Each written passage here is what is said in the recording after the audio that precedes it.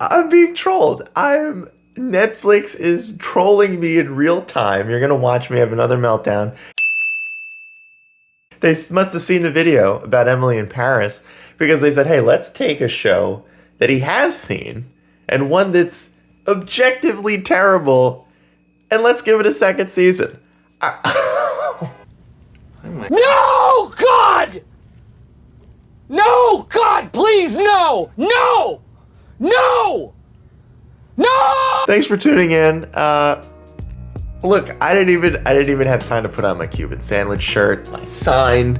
Award shows don't matter. I didn't even put the sign up. Someone needs to explain to me who's making the decisions at Netflix. Why would Space Force, which I tried so hard, I promise you, to get through that show.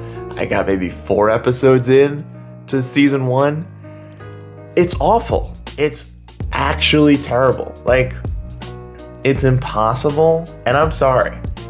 The Office was a phenomenal show.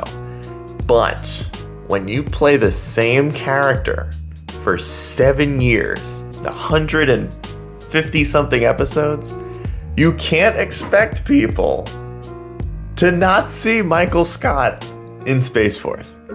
I mean, even in The Office, they had a fake secret agent, this idea Michael had of himself. This would have been it. This would have been it. And so it's impossible to watch a show and not see Michael Scott. But not only that, it's just bad. It's like the worst version of Steve Carell's comedy. I don't know how much say he has in the lines, but it's not a good show. It's badly written. I'm gonna try to put some of my thoughts into words here. The only reason I can think of that this show did not get canceled, along with every other show that Netflix has canceled, except for Emily in Paris. I don't know, maybe Steve Carell produced that one. This has to be because of the big name behind the show. Like, if Steve Carell's Netflix show got canceled, that would be huge news. I mean, granted, it's not a good show, but within the industry, that would be pretty eyebrow raising. I think Netflix renewed the show because they want to maintain a good relationship with Steve Carell. Maybe they want to get him into some of their movies. I don't know, but it seems like that's the reason. They renewed that Never Have I Ever show, which was fine. I mean, it was pretty good. Was it better than some of the shows they canceled? No. Did it have Mindy Kaling's name on it? Yeah. And if you want to have a good future relationship with any other projects Mindy Kaling is working on, you better fucking renew her show. So I'm assuming that's what happened here. And it's the only thing that makes sense because this show sure as hell is not even remotely close in quality to a ton of the shows Netflix has pulled the plug on. This is so frustrating. I just made a video about Emily in Paris. I didn't even see that show, and it's been dragged because it sucks. And now I saw this one. I can tell you Space Force sucks. It's an awful show. And it's a shame because I wanted to like it. So there's nothing worse than going into a show that you want to like and having to admit to yourself that it is hot garbage. But holy shit, that show is awful. And it's coming back.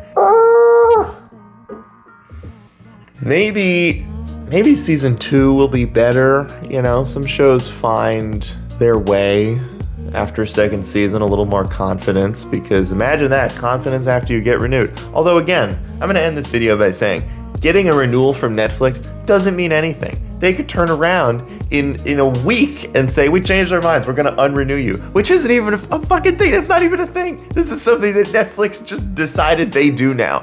Typically, when you'd hear a show got renewed, that was a massive success for the show. Everybody involved with it. You're telling your friends and your parents, this is gonna be the big one for me. And then now Netflix turns around with these shows and says, actually, you guys can fuck off. We're not gonna do another season. So I don't know. Maybe this video is gonna age like a glass of milk and they'll come out a week from now and say, we changed our mind. But I think when Steve Carell's involved, you're not gonna change your mind because you want him to be in all your shitty movies coming up. I don't know. I'm just mad. Maybe there'll be good movies with Steve Carell. Who's making the decisions?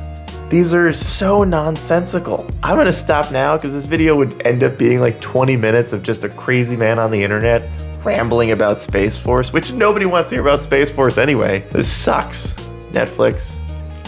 This sucks. This shit you're pulling. Never Have I Ever wasn't that bad, but I mean, this is obvious, right? If Steve Carell wasn't involved in the show and Mindy Kaling wasn't involved in Never Have I Ever, and I'm assuming maybe they both co-wrote Emily in Paris, why else would that show come back?